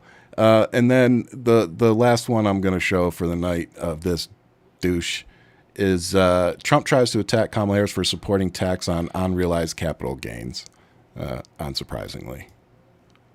Restaurant immediately. This is why I And need a now producer. she's even pushing a tax on unrealized capital gains. In other words, the appraisers are going to make a lot of money, which will soon be applied to small business owners, and you will be forced to sell your restaurant immediately, and the new owner won't do the job, and this restaurant works right. And now she's even. Like, by the way, did you see the clipboard, how he's got it tilted up like this so he can read it? It's like tilted up. It's weird. But and by the way, what he's talking about is capital gains on individuals with at least $100 million in value, or When in they worth. talk about So- tips and the wages and all that stuff, it's so night and day when you look at the nitty gritty between his idea and Kamala's, and like what you just mentioned. That tax bracket is way different than what we're looking at. Oh yeah, you know, and that's again, if we all educate ourselves and we go back and look at the history of this country, and you look at the history of taxes and the tax brackets and what has shifted over the years, it's pretty evident why our deficit has gone up the way that it has. And it's because there comes a point and you can go back and look at it on the graphs. There comes a point where we stopped charging the richest among us the right amount of taxes. Yeah. And it's just like everything else. If you run a city and you don't have any tax revenue incoming, how are you going to pay for everything? How are you going to pay your employees? How are you going to fix the roads? How are you going to do any of this? You're not. It's the same concept. So true. It's so true. It's I wild. don't know, man. This guy It is, is. I mean, it's just one big grift, though. That's who he is. Come on. I mean, it's all he is. Like I said, first off, somebody that has money doesn't make them a good person. Doesn't even make them good at business. you know, and especially when you start off with millions and are funneled millions of dollars through fraud schemes from your father. You know, it's easy to stay afloat. Most people don't get to go out of business 7 times and have business and have banks still loaning them money. What did Michelle say at that speech? We wouldn't even know what that experience is like. We would never be given that chance to fail numerous businesses and still be given a 3rd or 4th chance. Not at all. Not at all. None of us. You know, and that's the biggest problem I see with, like, what is this? Somebody's distracted by the dog. Oh yeah, wants to know what it is. The dog's an asshole, and he does not deserve his own show. I'm just telling you guys right now. He's cute as can be. He is the biggest asshole. Everybody in Brooklyn knows he's an asshole. I love him. He's my asshole, but he's an asshole. That's funny. Cute as can be. But no, I think you know, after the DNC, watching how Trump's melting down, I think he's talking right now. I'm sure he's melting down even more. The writing's on the wall. I think the Democrats just need to stay the course. This is working. People are responding. Again, the people that are running the campaign and the DNC convention, outstanding. Can't say that enough. It was a great 4 days, and again, pleasure spending it with you and the few thousand people we had watching with us every night. So, and with that, what is your positive for the week? Man, I had a lot of fun to really like digest a number of things. We did the family trip, which I had a lot of time to really process what that was like. And I know I mentioned, like, we saw the Northern Lights, like, in Michigan, which is, like, really impeccable. I'm still off this high of being with the family. One being natural, and then B being the pot shops that are now the distribution centers in Michigan that have popped up everywhere. Oh man. And it's really dope because we went into one what was it? Blooming Buds, where my cousin works, cousin Katie. And I was like, well, that's a very small town of me to walk in. And then here's my cousin Katie, who I haven't seen in a long time. And I want to give a shout out to her. So her and Blooming Buds, we had a really great family get together. And with that shameless plug to give them a lot of credit, because we had a lot of fun in Harrisville. And it was one of those nights where we got to see the Northern Lights. And I'm sitting there, I'm like, I know this isn't the fucking edible. And boom, here we are, full effect. And I'm like, this is the most magical place ever. So that's why I'm having a Verner's. I'm just kind of like reliving, like having a great time out there, being disconnected, seeing the family. Shout out to Katie. Shout out to Jenny again. And my other cousins, Chris and Stephanie, my siblings. We had a really great time to just disconnect. And I really want to encourage everybody, regardless of how dysfunctioning all of our families can be and how crazy we all can act at time to time, to have these moments where you can just really just bond and just reconnect. And it's not about, how to spend money and do stuff. We had a bonfire. It was throwing out in backyard energy. And it's like that just goes so much farther than trying to get the crowd together and go to do this crazy trip somewhere. It's like, no, it was just about just being in one place and getting some time with one another. Big shout out to my sister Shanita. We just got some really good downtime to just kick it. Ida and I are, we're 2 class clowns, just busting jokes.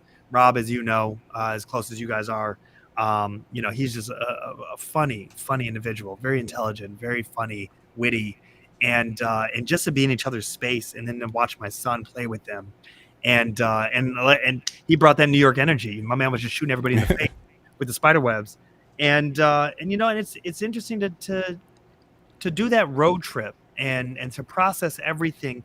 It was hard to do it while we were there at the guest house last week when we were together, and because it was just so raw still, right? All that stuff. And we got back to New York, and I just got to sit back and be like, man, I really just got a lot of time, food for my soul, realistically, to just be with my family and just prepare and get ready for the next stage. And it's just one of those things where it's just like, okay, we're getting ready for what, this fall looks like. But it's just like, it was great to just have that one summer moment of all of us be together. Yeah. So that was one of the nice. things, man. So I've been in a great place to just kind of enjoy everything. Nice. What's your positive, my man? Well, I just wanted to, that was a nice story, and I just wanted to thank you for not listing off your entire family, or we would probably still be here for another half hour. Antoine, Angela, Georgette, Dara, yo, who else we need to pop off with? Casey, Shit. Kimani, Kashi, Khalid. Yeah, y'all thought I was kidding. Yeah, he can keep going. No, my positive for the week. Ryan is down.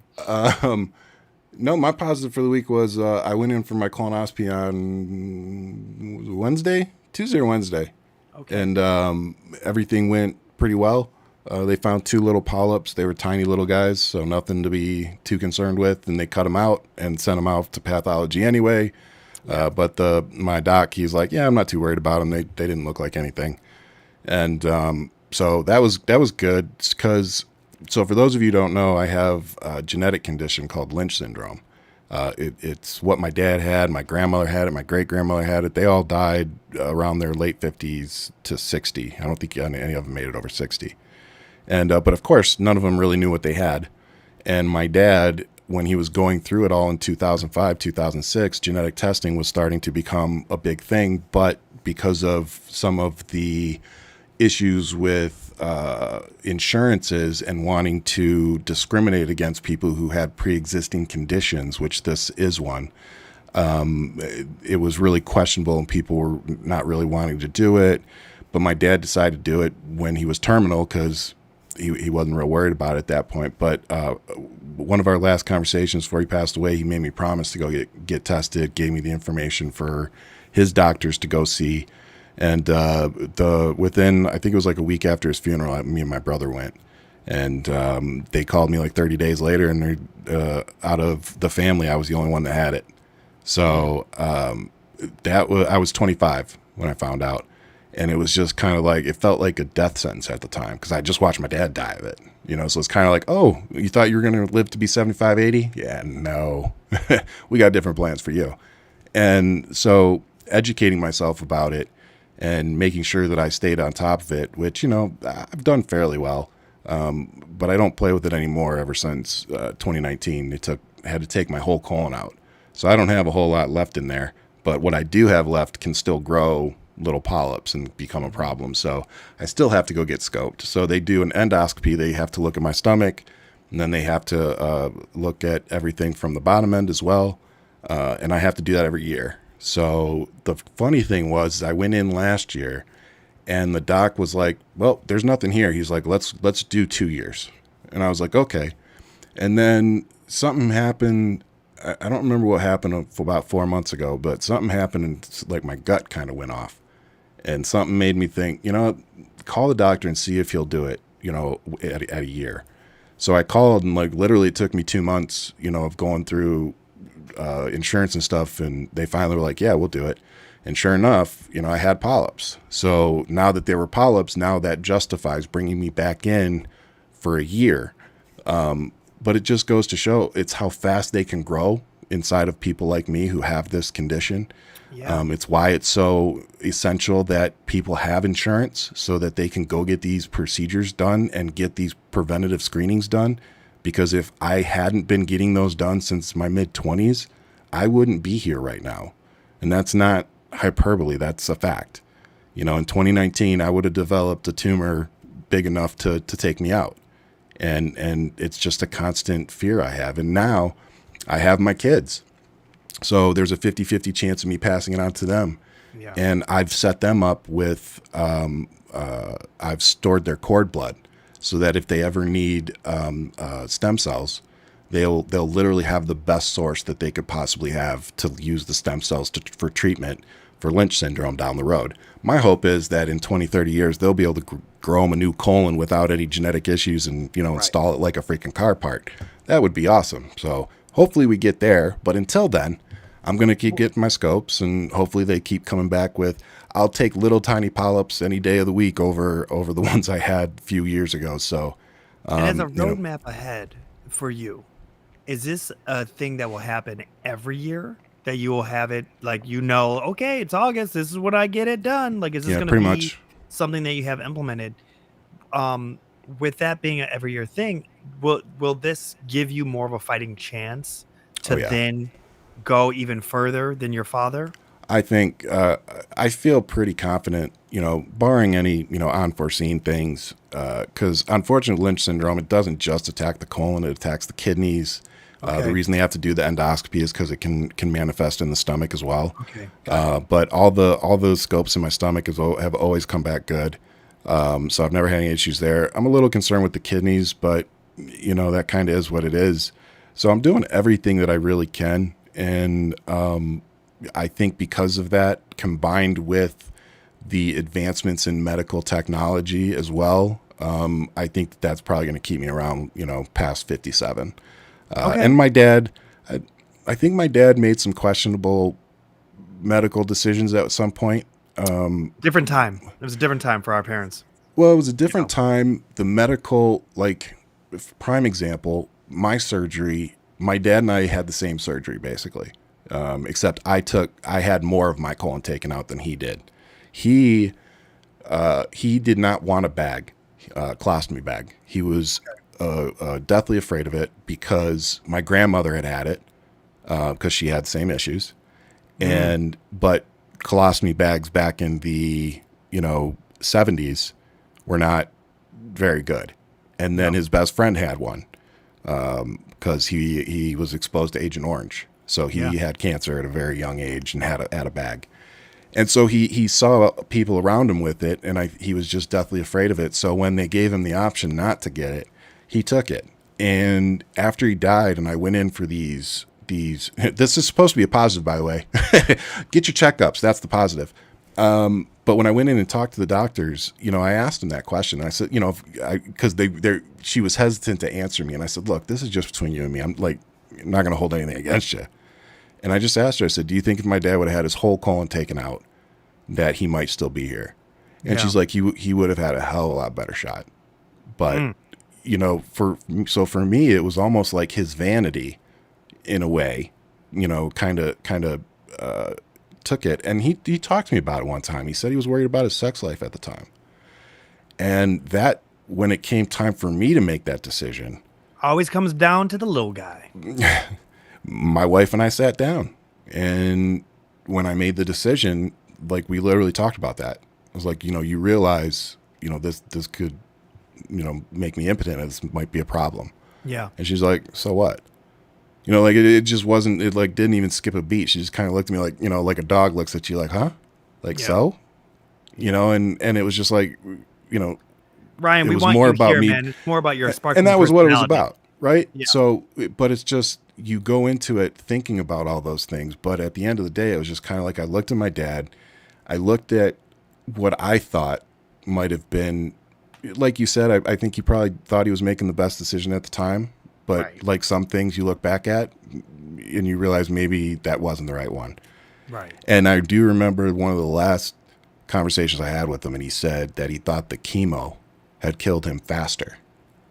And that always sticks with me. When I'm making medical decisions about that's related to this, that's kind of always sticking with me, because I'm I don't, I watched my dad. I was like, I don't want the kids to watch me go out like that, but it is what it is, and that's getting onto a conversation of euthanization, being able to choose your way out. I know my dad, I know for a fact he would have chosen to duck out a little sooner had he had the opportunity. Well, you and I, we grew up with Dr. Kevorkian, and that was a big thing back then. That was, you know what I mean? And that was in my backyard. That was literally in my neck of the woods of Royal Oak in Detroit area. And I remember, I thought there was, I always sat there and I go, okay, he's called Dr. Death and this, that, and the third. I go, but what is his real issue? He's trying to have people let them go with their dignity, right? Let them go on their own terms instead of this waiting game and just being miserable and all this stuff. And it's I just remember that being a massive conversation back in the day, and him always going to jail, getting out, doing it again, and being he's giving people an out. And it sounds like for the right ones who want to bounce, I always, that's funny that you bring him up, because I always sorry, excuse me. I always sided with the patients on that. I always Being that felt that's what they wanted. yeah. Yeah. I always did. Even back then as a young kid, I was like, what's wrong with what he's doing? Right. I'm like, if somebody's got some degenerative disease that they don't want to freaking experience, like MS or something like that. Yeah. Like, who are we to look at them and say, no, you're going to suffer and we're going to charge you obscene amounts of money to go through the healthcare system. And we're going to do that instead of letting you take the choice of saying, I'd rather, thank you. This is not in the cure. It's in the Exactly. treatment. But, again, it just, as a compassionate human being, and I think, again, watching my dad for the 3 weeks that I did, go out the way that he did, I don't know how anybody could watch that, watch a loved one deteriorate literally in front of them and then say, yeah, no, I don't think people should have that option. No, fuck that. Like, my dad hit a point where I know he didn't want to be there no more. He didn't want to be experiencing what he was experiencing. Right. And, and I'll tell this story. I've never told this. I've told the story to probably like five people. I remember I flew home, and when we finally put him on hospice, if you've never experienced this, so they send a nurse to the house and they're kind of like running everything over with you, what they're going to do, blah, blah, blah. And they give you this white box like this, about like that. And it's got different medications and stuff in there. And they tell you, put it in the fridge and don't open it unless we tell you to. And I was like, oh, okay. Now, if you know me, then you know that I was the kid that went around on Christmas and used to, open everything up to see what it was days before. That was me. So as soon as she left, I opened it up and, it had like suppositories and some other stuff in it. And then I noticed that it had quite a bit of morphine. And I realized pretty quickly that, it was a box to make him comfortable if and when the time comes. Yeah. And he had a particularly bad night. And if you've ever seen, I think it's called The Judge with Robert Downey Jr. and Robert Duvall. And they have a scene in the bathroom. And when I tell you that I had almost exactly that same experience with my father, when I watched that movie, I had to get up and walk out because like it was almost identical. That was triggering. It triggered me hard, but it was just kind of like, okay. And that night, it was so bad. He was crying. He was apologizing to me because what had happened was his bowels had let go before he got to the bathroom. And it was pretty bad. He hadn't had a bowel movement in probably 5-6 days.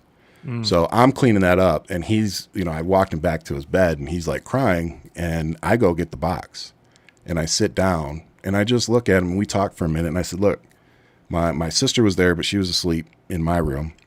And I told him, I said, look, Dad, it's like, I can make this all stop right now. It can be done. And I'll never forget, he sat there for, I'll say probably 60 seconds, like really just kind of staring up at the ceiling for a second. And then he just kind of suddenly like leaned over and put his hand on my knee and patted my knee 3 times. And he's like, I think I'm going to stick this out. And when I look back at that now, I realize what he was thinking about was very likely, do I want him to live with doing this? Right. I don't think it was about, I think if he wanted it, but he wasn't going to have, he didn't want me to do it. Right. And I think that he was always protecting me up to the very end. Like I had to leave 3 days before he died. And I remember the day he died, they put the phone up to his ear. And I said, Dad, I'm heading to my commander's office. I'm going to try to get home. And he got upset. And he had the oxygen on at that point. And he died like 20 minutes later. But it was just like, even then, he was like, he didn't want me to be there because I know out of us 3 kids of his, just kind of the way it ended up working out, him and I just ended up being really close. I think because out of us, he really raised me, from the time I was born till 18. Mm-hmm. And he didn't really do that with my brother and sister just because of how things worked out. And I think my sister even knew that too. I think even she was protecting me a little bit. Like, I don't think I would have, it wrecked me, as you can tell, it wrecked me the way it all happened, but I think it would have wrecked me even worse if I had to have actually watched it. And for that, I'm always thankful to my sister because she was actually there with them when I couldn't be. So, but I tell you all of that because all of that led to my dad setting up the family, not just me, but he also made sure that my kids are going to be protected if they end up getting this ridiculous genetic thing. Yeah. So it's like, I'm so thankful. I tell people all the time, my dad saved my life 13 years after he died. And that's pretty freaking impressive for a father to do, you know? So I'm always thankful to him. I pray to God that both my kids don't get it. My brother and sister didn't. So who knows? Maybe Jen's genetics beat mine and we'll be good. We'll be good to go. Hey, but, man, the way those kids look right now, I think her genetics beat yours. Thank fucking God. It's like you got little tiny black versions of you, brother. Bro. And I'm like, well, that worked out. The funny thing is though, like when I look at them, I'm like, I don't see it, you know? But like then every once in a while, like there were some pictures that they took at Disney of Livy and just the right angle, and she makes the same damn face as I make. I'm like, oh, that's me. Just like her daddy. I was like, she I'm looked, like, yep. oh, I know that Ryan face right there. Yep, she makes the same face as I do. It's pretty bad. And then Dominic's Jen. He's just nice. Beautiful kids, man. You have some beautiful kids. Man. I love seeing the we family both photos. do. Yeah. Oh yeah. Well, I mean, mine's ridiculous. Your little boy is awesome, man. He's a fun one. He's a character. I love I get photos. I get photos Yeah, of them do. in the pool and stuff. You guys don't get I get you the photos. You get the fun ones. He be mean mugging boy. He cracks me up. He's awesome, man. Little man's awesome. For everybody, I keep him off social media because I do feel oh shit, my cousin Kate's in here. What's up, Kate? She's in the chat. She made it. She's in the chat. See, look at me naming off all the family. Boom. See, ears were ringing. Ears were ringing. Is that the one from the dispensary? That's the one from dispensary. Yeah. Oh, man. That's awesome. Bloomingdale Buds. And that's let me make sure I said that right. Kate, hit us up. With Bill's in the mail. Bill's in the mail, man. Bill's in the mail. She already knows. Speaking of, man, Blooming Buds. That's where we were at. It was dope. It was dope to see. It's just dope to see my cousin grown up because I haven't seen her since she was like itty bitty, and she's a mom and she's doing her thing and she's killing it, and she looks amazing. She's the best of the German side of our family. Let's just say that. and keep in mind, we were the black ones that came in and we were like, "What up from the city?" Oh, fellow Germans, nice. Oh yeah. So my mom's brother Carl. He moved to Oscoda, and so it was dope. They are the ones that gave us the freedom and experience of up north. And so my brother Robbie, as you know, we have very fond memories spending so much time with them up there, and it was everything. Like they gave us a whole nother experience of Michigan, and actually, there's where my love for like Sorry, no, I hit the button. I got excited. There's my love. It wasn't the mic. It was me this time. That's where my love for kayaking and being outdoors and just doing all this stuff. I mean, my first time fishing was with cousin Tony. Like we have those stories. It was dope as can be. So, shout out to Katie, the whole family. It's just a great lineage of how our families diverged and became, different pockets of Michigan, but we all stayed tight and close. So it's great to reconnect and to see this young lady really just doing her thing and championing life. So it's beautiful. Yeah. It really was. But yeah, awesome. Man. But no, you're positive that some could take it not positive. I see it as in the way that you said, it's supposed to be a positive. It is, Ryan, your family. It's beautiful to see, not only looking at what your experience was and those moments that could be so dark, but to see how much your father's love for you. And to see how he was like, I don't want this to be the memory that you live with. I want it to be you and I together, and this is what it is. And I'll die when you're gone. Just like Tim Walz said, sleep when you're dead. It's that mentality of like, you know what? Don't be here for this. Don't do this. It's really amazing. And I really always appreciate when you share your life with us here, because it's one of those things where, we don't know the nitty gritty of how all this has come to be. Right. For you, for the show, everything. And so the honesty and everything that you implement, it's what makes this show. And it's one of the aspects. This is where I always got to give you your flowers. As much as we get a Ryan rant, we love these soft moments with you because you're not one dimensional. You know, you have so much to give us, and it's beautiful. There's people in the chat that are giving you your flowers, and I hope you go back and look at the chat while you were talking, and they're talking about how they aren't hearing these kind of conversations. And they were just talking about as a paragraph, Xavier wrote something, and so it's something I think you should read. That is directly to you. You know, I really do love these moments with you that you share. And this is the positive side, right? It is you opening up to us and giving us a glimpse into your life. And that is positive. However that story can turn out and be, it's something really special.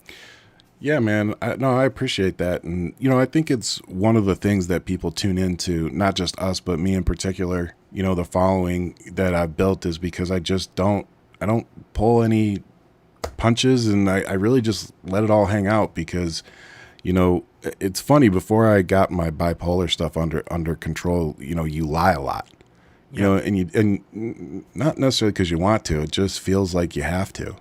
And so when you get that under control and you don't have to lie anymore, you know, it just feels really liberating in a way to be myself. And not only that, but to come online and be honest about what I deal with, whether it's, you know, Lynch syndrome or being bipolar, my mental health, or, you know, whatever. And just to be able to be honest and see that people react to that in positive ways. And in some ways even get more support from strangers than I do people that have been in my life for years, which has always been one of the most interesting things to me.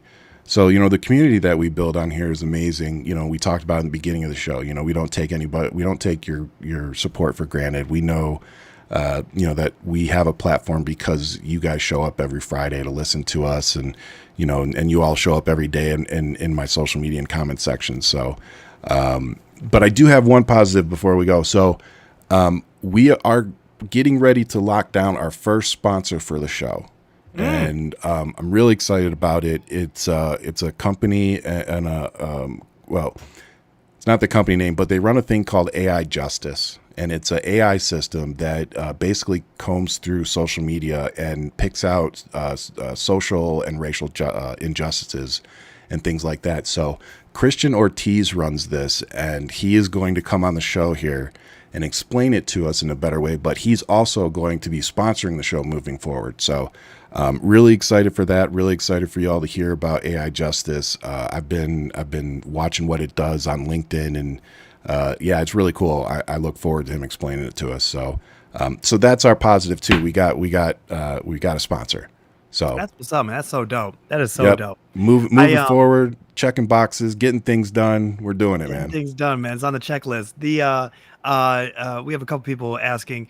This show, particularly, this is Hold the Mic, and we do it every Friday. We definitely had a long stretch for the week of the DNC watch party. So that was a very special week for Ryan and I to spend every night together and with you guys. And it really was it was really amazing to tune in and to just be with you guys, because your guys' comments, you know, seeing Rochelle, seeing Juan, you guys a lot, being with us, Vet, you know, there's a number of you. So many of you, yeah. So many of you guys that have. I hate missing to some of you, yeah. I hate missing, but at the same time, you know, some of y'all are not as funny. All right, so I'm just gonna tell you right now, step your game up. Ryan's a good cop. I'm the bad cop in this motherfucker. All right, so I'm gonna tell you straight up. So, but I will say to you, man, Tavi G, I always see you. But I will say that it's one of those things that we do wish to have more shows. We are talking about something. We do have something in the pipeline. But Hold the Mic is always on Friday. We try to have a lot of fun with you guys. We like the shenanigans.